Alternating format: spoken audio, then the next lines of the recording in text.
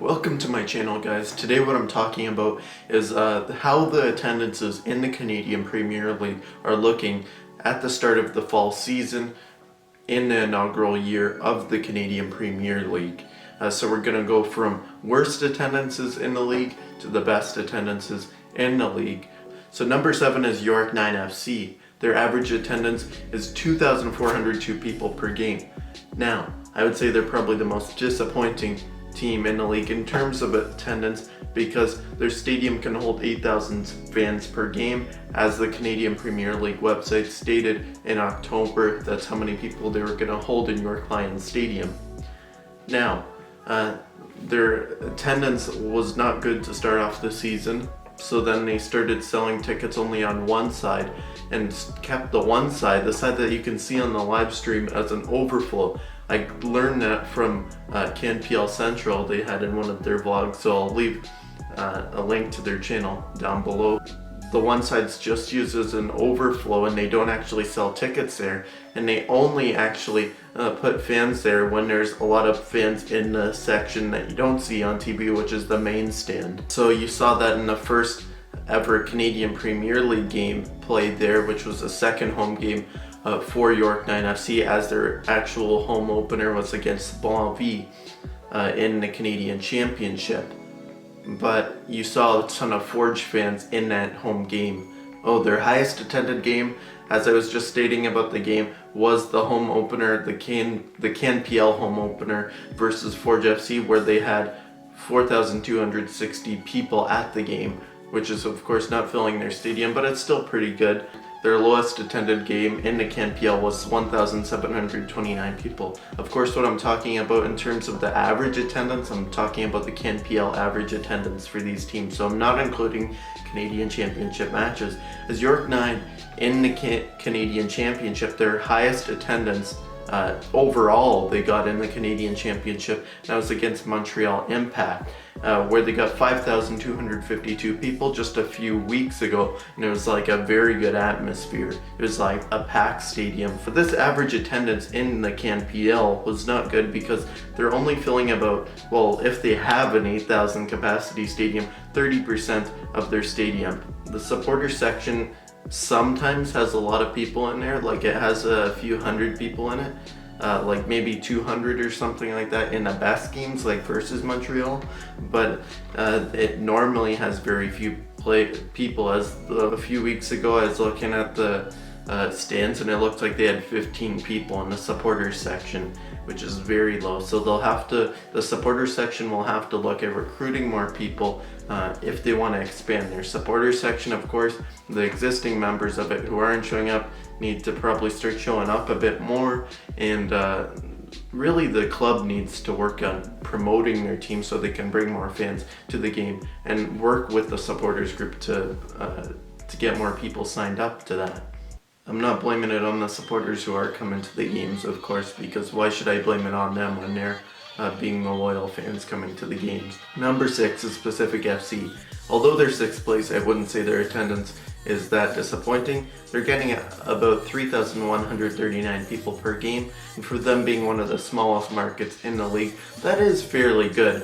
For filling a 5,100 capacity stadium, they're filling about 62% of their stadium on average every CanPL match. Overall, they've been quite consistent with their attendance. Yeah, and I think they'll be able to improve. They seem to be marketing their team better than most of the teams in the league. Their ownership group is very good. They're investing a lot in their team. They've already started investing in building a new training facility, this whole dome structure where they're gonna have where they're gonna play indoors, and when they're not playing in it, they're gonna rent it out. That's a smart idea for them to do financially, and it's a smart thing to do to invest in local soccer in Langford as they're building there, and just in Vancouver Island soccer. So probably as they gain more exposure, they'll gain attendance, but you do have to consider one thing. So one thing that I've read about with MLS is that they had a lot of hype from the World Cup in 1994. Now, of course, it wasn't as much hype as if they would have started in 1994. Of course, they started in 1996, so it's 2 years after the World Cup in the US. So they gained a lot of hype from that. And then And the first season they got good attendance. It was something like 15,000, 16,000, something average attendance. I can't remember. It may have been a bit higher than that. And that was the highest attendance average for over a decade. I remember going into the archives of the internet just like a few months ago, and you know, I was looking at this article from 2007 boasting about the attendance, saying this is the second best average attendance for the league, which is very good, of course. Their best average attendance was in 1996 when they started. That's 11 years after the league started. And they still hadn't beat that average attendance. So what I'm saying is that sometimes leagues can start off and teams can start off very good with average attendance. And you would think that they would build on that the next year, but they can actually lose people. So you have to always consider that. I think they'll probably gain attendance because they haven't played that well this year. But in the Canadian Premier League, I would say besides the really die-hard fans, you know, the people who are really excited about the league, like many of us watching right now, it hasn't gained too much publicity, so I would suspect they would gain more publicity over time, but you always have to consider that. Number 5 is FC Edmonton.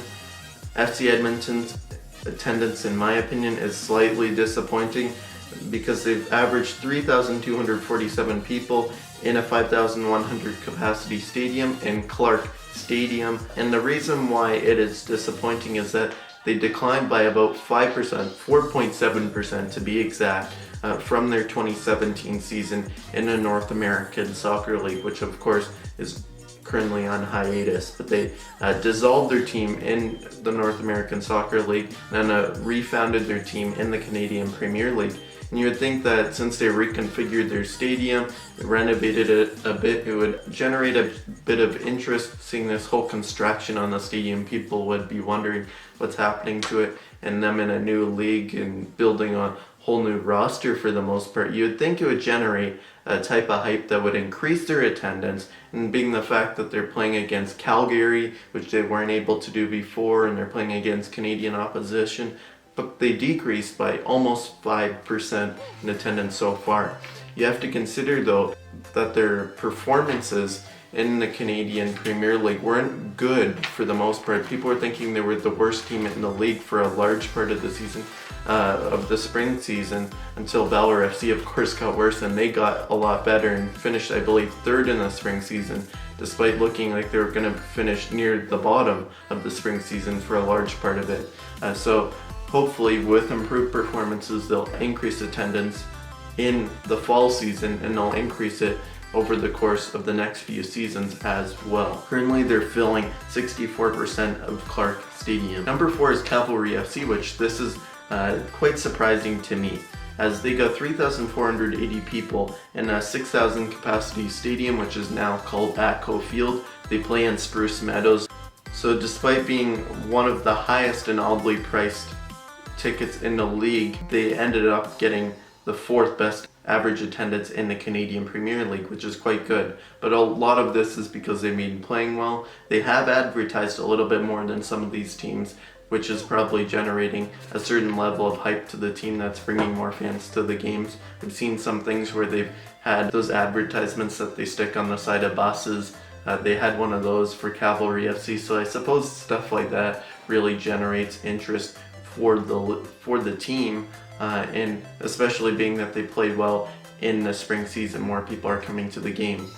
But you have to ask yourself, with them not having the highest paid prices, which I'll get to, I mean, with them having high paid, really expensive prices for their tickets, and not the greatest economy for Alberta, which might be a reason why the attendance is down for FC Edmonton. I forgot to mention that.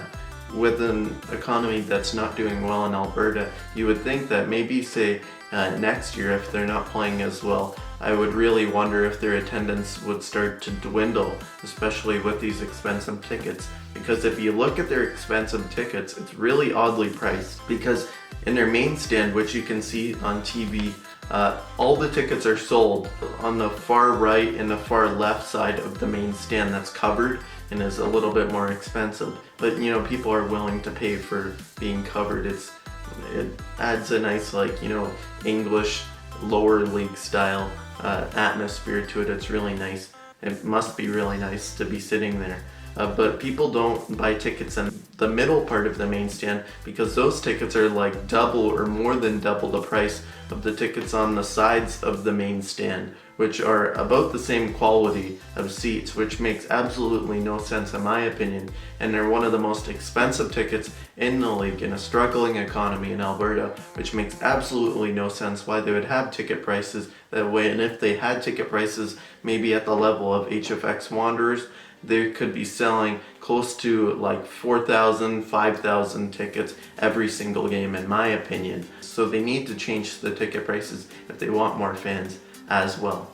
With them filling the amount that I listed, 3,480 people in a 6,000 capacity stadium at Cove Field, it means they're filling 58% of their stadium on average in the CanPL, but they've been doing better as of late. They didn't do as great at the start of the season. Number 3 is HFX Wanderers, which I believe is like the best performing team on this list, and I'll explain to you why.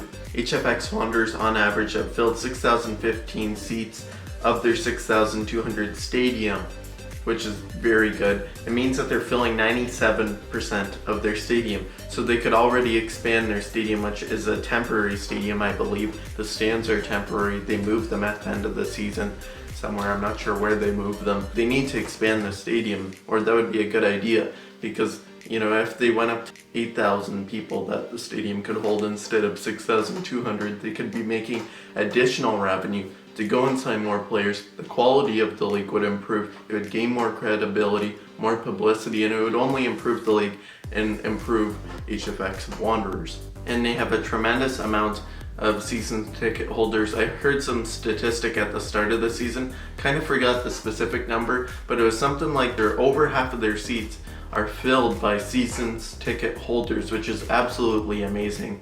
So they're guaranteed to sell over half of their stadium every single game, even if no one else bought tickets other than the season ticket holders, which is absolutely crazy. And then obviously, because their stadium is in downtown, they gain more publicity. People are wondering why there's a stadium on Wanderers grounds.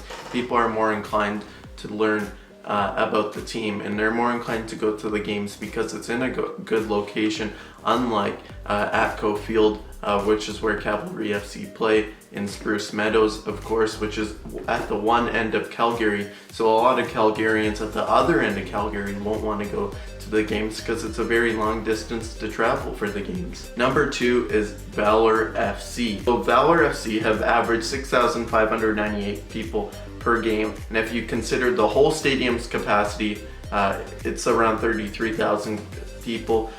They're averaging about 20% of the stadium's capacity they're filling. Now, if you consider the fact that they limited their stands, according to the CanPL Reddit, they've limited it to about 6,699 people, we're being exact here. They're filling about 68% of their stadium, which is very good. It looks very full whenever I watch the live streams, and I have to say this is quite a surprising number, as when I looked at the fact that they're playing at IG Field, at the time it was called Investors Group Field, they just changed it midway through the season. When I looked at this, and they're playing in this huge stadium, and they're at the start of the season, a lot of tickets weren't sold, even for their first game. I was thinking, this is not looking good for Valor FC. They're gonna have like a middle of the road attendance in the league, but it's gonna be fairly low, and especially for a bigger city in Canada, I would think that they would have a better attendance, being that Winnipeg and Hamilton are supposed to be the initial big teams in the league that get better attendances, that spend more in the league. That's what many of us CanPL fans were thinking at the start of the season, but I was thinking that this is not going to look good for the Canadian Premier League and for Valor FC. Being that they haven't played super well in the Canadian Premier League, they look rather uninspiring this season. I think they'll finish bottom of the fall season. They finished bottom of the spring season a few weeks ago. They performed pretty well in terms of attendance, and yeah, it's pretty good. It's pretty good for them. Like, they've got one of the loudest fan bases, I would argue, in the league. Them and Halifax. And Forge FC, of course, is number 1. Now, here's the thing with them.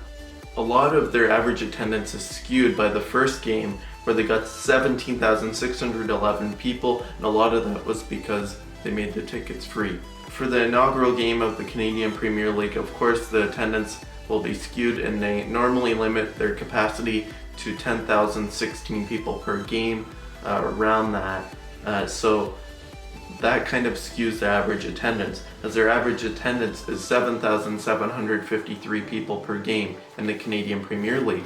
But I did the math on it, and if you take out that one game and just have 7 games with their actual attendance versus 8 games with that attendance, they're actually only averaging about 6,015 people per game, which is exactly the same with HFX Wanderers. Now you have to consider, I just took out the inaugural game for Forge FC and for the Canadian Premier League, so they would probably be, if they did limit it to 10,000 people for that game in their stadium of 23,000 people, they probably would have had like a 6,500 average or something like that, so it'd be just under Valor FC and it would be second place.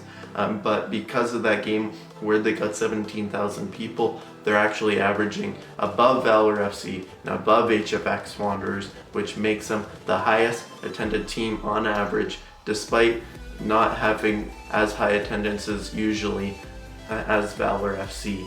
And their stadium doesn't look quite as packed as Valor FC usually. But if you just consider that actual average, like the 7,753 people per game, they're filling 33% of their whole stadium, the 23,000 capacity stadium at Tim Hortons Field. So if you consider the average attendance where I took out the inaugural game and they had 6,015 people on average at each game besides the inaugural game, they're filling about 60% of their limited capacity, which is about 10,000 people. So it's pretty decent for the team, and I think they've lived up to expectations and they've performed quite well. You have to consider that they're probably doing a bit better too because they're playing quite well, but many people are going to their first ever Forge FC game, so a lot of it is just the initial hype of a new league and a new team, which is for all the teams in the league. So I would say overall the Canadian Premier League is doing quite well with attendances.